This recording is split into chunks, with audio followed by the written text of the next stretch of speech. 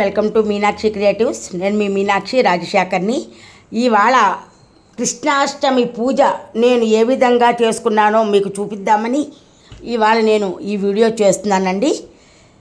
చూస్తున్నారా, శ్రీకృష్ణుని చక్కగా తులసమాలతో పూలతో అలంకరించుకున్నాను. అలాగనే నైవేద్యాలు చూడండి.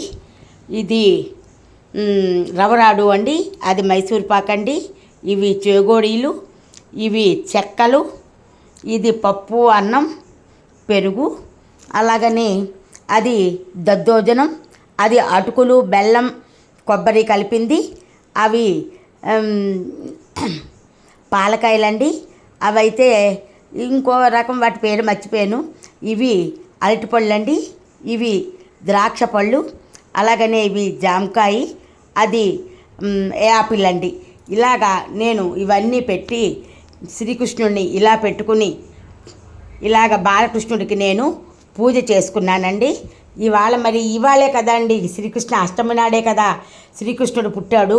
అందుకని అష్టమి పూజ ఈ విధంగా నేను చేసుకున్నాను. ఈ వీడియో కనుక మీకు నచ్చినట్టయితే లైక్ చేయండి, షేర్ చేయండి, బెల్ ఐకాన్ని క్లిక్ చేయండి.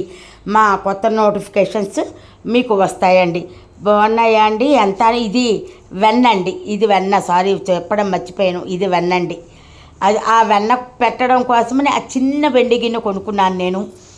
అది చాలా చక్కగా ఉంటుందండి వెన్న పెట్టడానికి. స్వామివారికి శ్రీకృష్ణుడికి వెన్న పెట్టడానికి చాలా బాగుంటుందండి.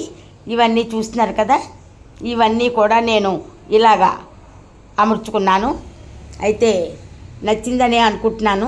ఈ వీడియో కనుక మీకు నచ్చినట్టయితే లైక్ చేసి షేర్ చేయండి, బెల్ ఐకాన్ని క్లిక్ చేయండి. మా కొత్త నోటిఫికేషన్స్ మీకు వస్తాయి.